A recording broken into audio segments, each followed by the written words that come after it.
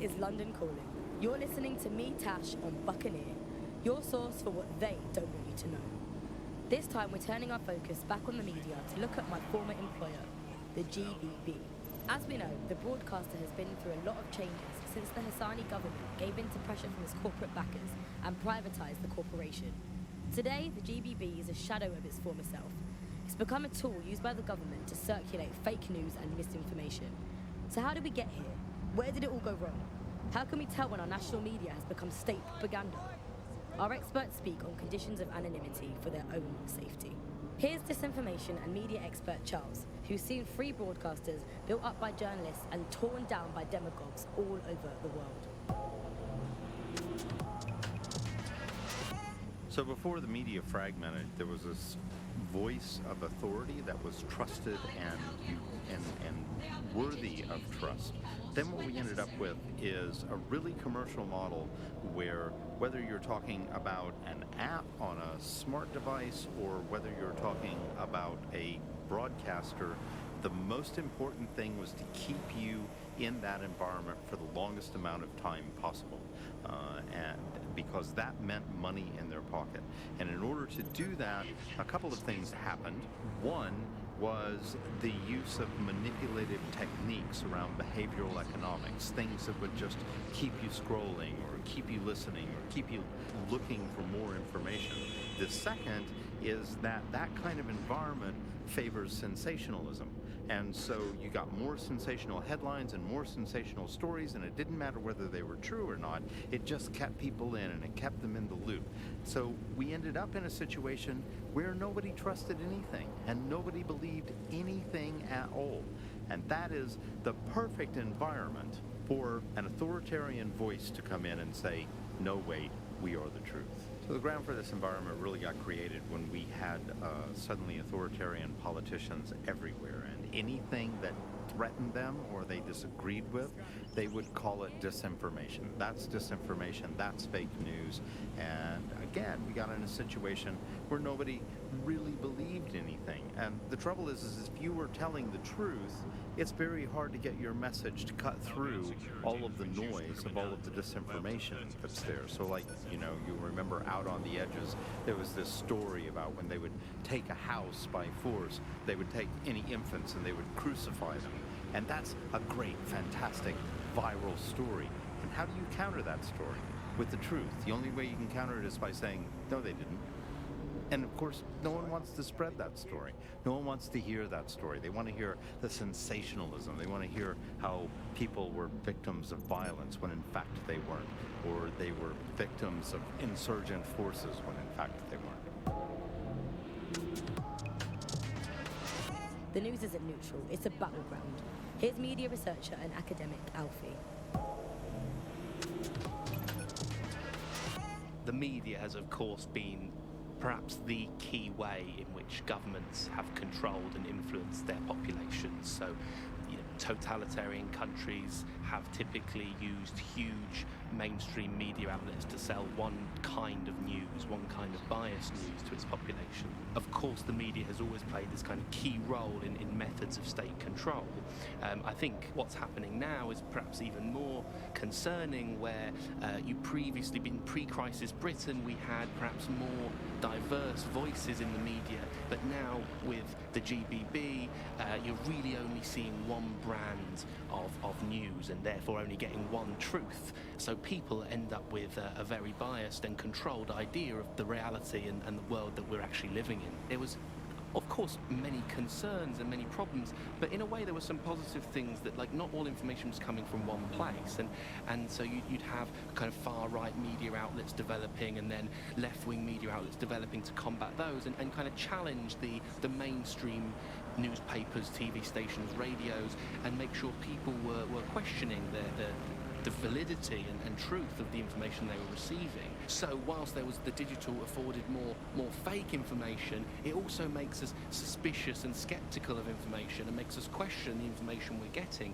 And I think in pre-crisis Britain, it might not have seemed great at the time, but there was something positive about that there was a lot of distrust in the media and in the different kinds of truths that were being told. Whereas now, I think you're seeing a return to a more traditional and older pre-digital sense, actually, of people just trusting what they're told, and that's why we have to be here with radio stations like this to challenge those conceptions.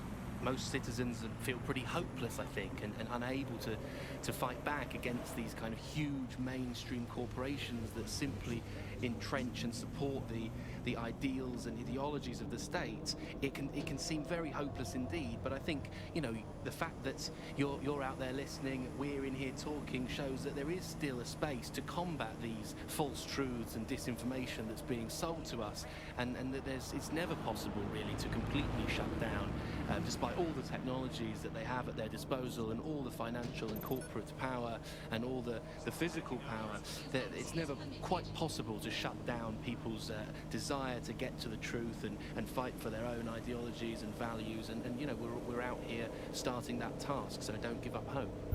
You have reached your destination. You've been listening.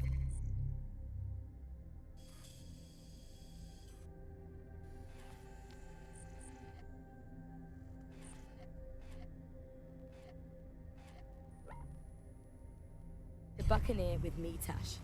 We'll be back soon. Autodrive with more now of what enabled. you'll never hear on the GBB. Keep listening, keep sharing, and keep resisting.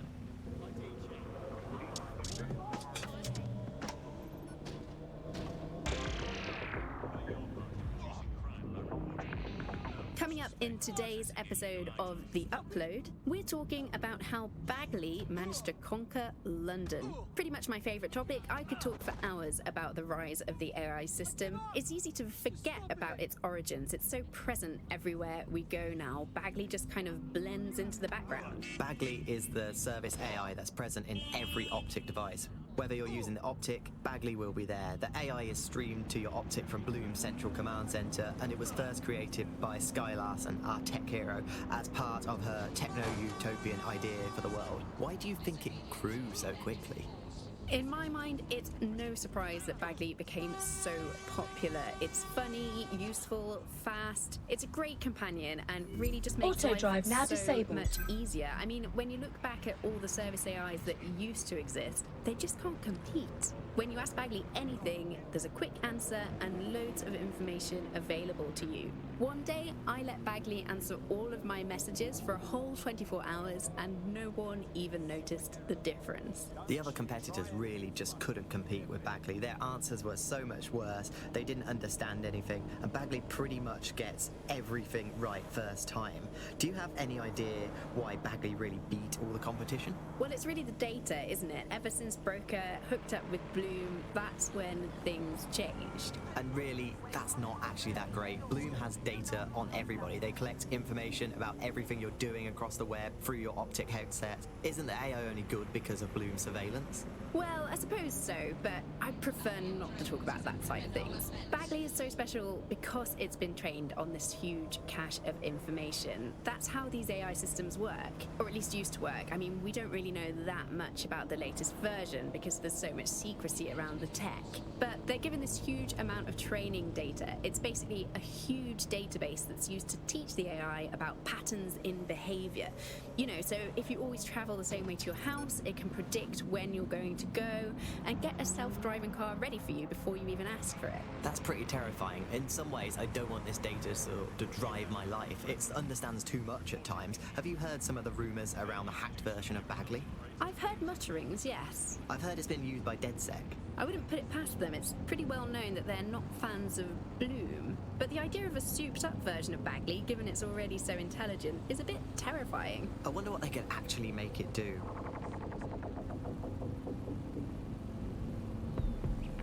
Run it. Jump it.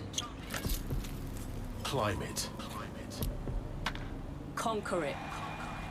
Whatever you're doing this weekend, Scoreline has the gear you need to get your heart racing. You do it, we clothe it. Scoreline. We're more than sports. You're listening to The Bug. May cause nausea, vomiting and headaches. Hello Britain, this is The Bug, the show that holds up a mirror to the world and smashes itself on the head with it in despair. I'm Andy, joining me, as always, Alice, and... I deny everything. Just a good state of existence. Some good news, at last. There are no medicine shortages, according to the government, none at all.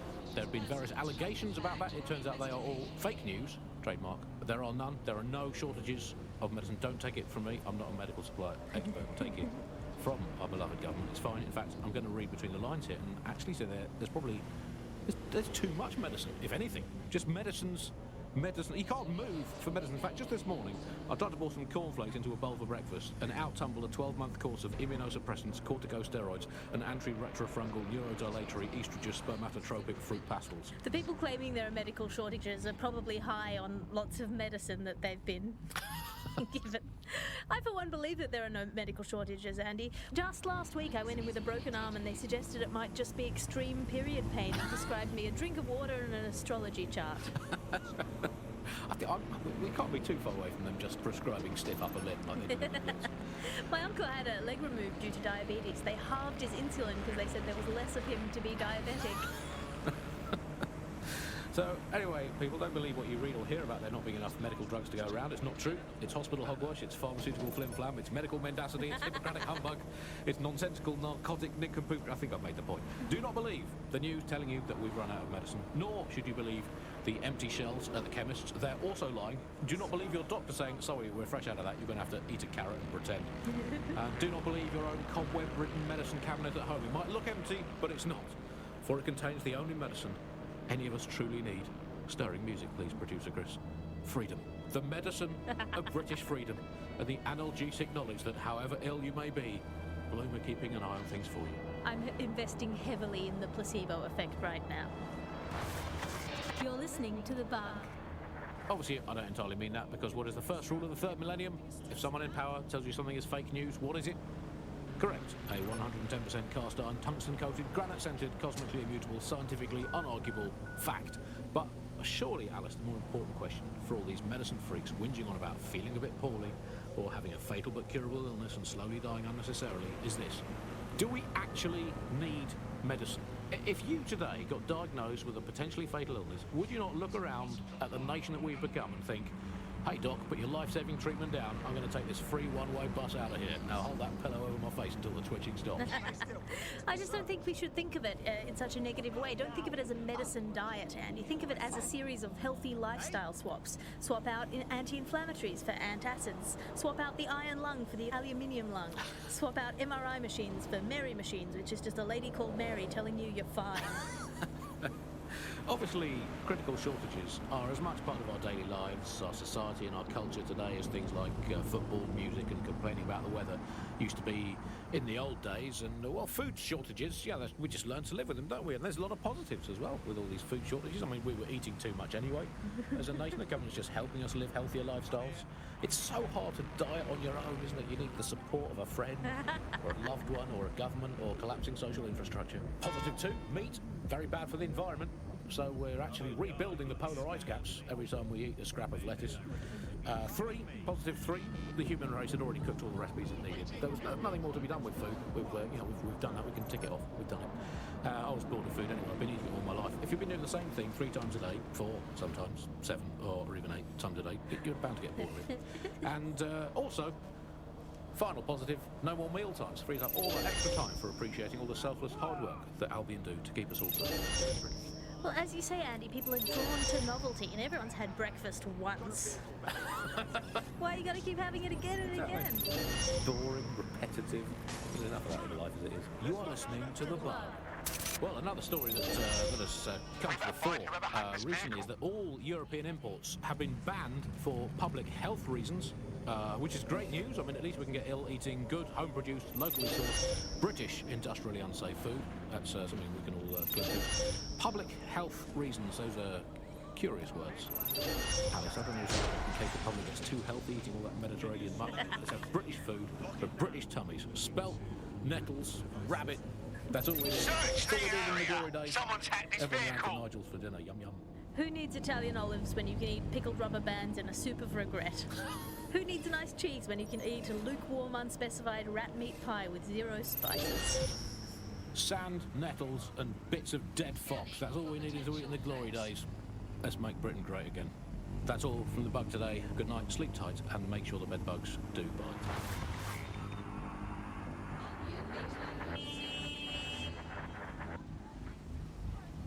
The Bug. Objective voice of objection for a most objectionable world. Hello, Bugsters. Welcome to The Bug, the comedy show that holds up the Medusa of satire to the already immovably concrete face of modern Britain. I'm Andy, I bench 480, and I can crack a tree in half just by looking at it. Can I? Well, what is reality anymore, anyway? Alice, what do you bench? I bench body weights. Right. Well, not my body weight. Okay. Body weight of a baby. Yeah, I mean, you don't need to give that kind of detail. Just It's very body weight. impressive. People look at me and go, where did you get that baby? Yeah.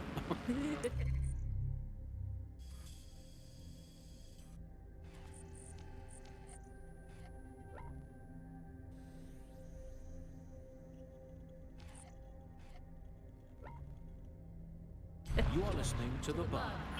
Autodrive now disabled. According to an official poll, Autodrive now 98% enabled. of Londoners are very happy with CTOS, and I am not sure that I agree with this, Andy. I don't think 98% of Londoners have ever, in the history of London, ever agreed on anything. You could not get 98% of Londoners to agree that oxygen was better than breathing a fog of raw liquid feces. And they expect us to believe that everyone agrees CTOS is better than not choking on shit mist. I mean, maybe they just meant 98% of one specific Londoner who bought shares in Bloom before its tentacles grew into every crevice of the country. I mean, this is not just any old poll, we should say that. This is not any poll. This is an official poll, right from the very heart of government. It's not a knock-off fake poll of an elderly couple and their mangy old dog sitting on a bench waiting to die. This is an official poll. So let's just put those words, official poll, through an online translator in case you didn't study languages. Let's find out what it actually means. Made up lie. There we go. Glad to clear that up. I think it's fair to say, entirely trust these official polls they feed us, Alice. I mean, they could publish an official poll saying that over 99.9% of children like ice cream, and I would instantly assume that all children now hate all ice cream and would prefer to eat a bucket of gravel mixed with dead badger. They could publish an official poll saying that 10 out of 10 cats prefer cat food to being whacked with a tennis racket, and I would assume that all cats have gone vegan and were queuing up outside Wimbledon meowing, choose me, choose me. I trust these polls as much as I trust someone recommending a movie that they watched during a breakup. Your judgment is impaired, Sally. I'll make my own decisions. I trust those polls as much as I would trust Mary Kelly if she came up to me and said, "Congratulations, Andy, you've just won a free holiday to the south of France in the back of this windowless van." I think official polls are like the unsolicited dick pics that the government provides us. I didn't ask for it, I don't believe it, it's on an angle, you've artificially inflated it ahead of time, and anyone that falls for one deserves all the disappointment of trying to match it to reality. These polls are absolute rubbish, Andy. I read one the other day that said the plumbing in London was good, and it absolutely is not. I mean, we have this technology now where they can spy on my every bowel movement. There's a CTOS camera installed inside my underwear drawer. A media drone is scaring the birds off my garden bird feeder, and you can't get me consistently hot water. Speaking of media drones, I mean, they're everywhere, clearly. The great thing, I guess, about media drones is that, as inanimate robots, they actually have more humanity, compassion and dignity than the human journalists we used to have to put up with, and a much more accurately calibrated moral compass. But it's the intrusion I can't stand, Alice. I'm in showbiz. Look at me here in this windowless dungeon. I'm in showbiz. And it's terrible for me, all these drones, knowing I'm being filmed all the time. Every day I have to make sure I've done my hair and makeup and not wearing clothes I've ever worn before. Well, we all have crosses to bear. At this point, they've installed so many CTOS cameras, I'm not sure where they'll put the new ones. On top of the old ones, just cameras watching other cameras, like a social media influencer so self-absorbed they don't know how to sleep without turning it into monetized content. I think that's the logical end of all society, isn't it? Where just everything has just become a camera filming another camera. To be honest, I've just given up on all news and reality now, Alice. I just, in fact, I now just make up my own headlines these days. I get a piece of paper and a pen, remember them, Paper and pens, those were the days. And I'll just write down the headlines I want to read. I'll just make my own newspaper. Here I've got today. If you point at the bird shit on your car window and say it's a currency, no one can tell you otherwise. Screams Chancellor at Bilderberg karaoke night. Let's write another headline. Here we go. PM announces Britain back on track after swapping all Crown Estate properties for some magic beans. Might as well. We've got to do something as the nation we are today. Here's another one. Wild joy on the streets as Britain signs £864 zillion trade deal with Bolivia. There we go. Build a better world. Government claims only nice people will benefit from agreement to sell trampolines, mermaids and warships to landlocked South American nation. We're building a better Britain. Here's another one. Environment probably fine, claims drowning scientist. Invent the world you want to have, people. It's going to be way, way better than the one you've actually got. From the bug, goodbye. From the Buccaneer, this is the bug. Times are uncertain, and we live with the constant news of threats. But hasn't that always been the way? This island became great, not because of the good times, but how we dealt with the bad. From tighter border controls to investing in the pound, your government is taking the action needed to keep Britain safe. So when you meet someone who questions what we're doing, it's time for you to ask, why are they so worried? After all, if you've got nothing to hide, you've nothing to fear. SIRS, securing Britain to make things great.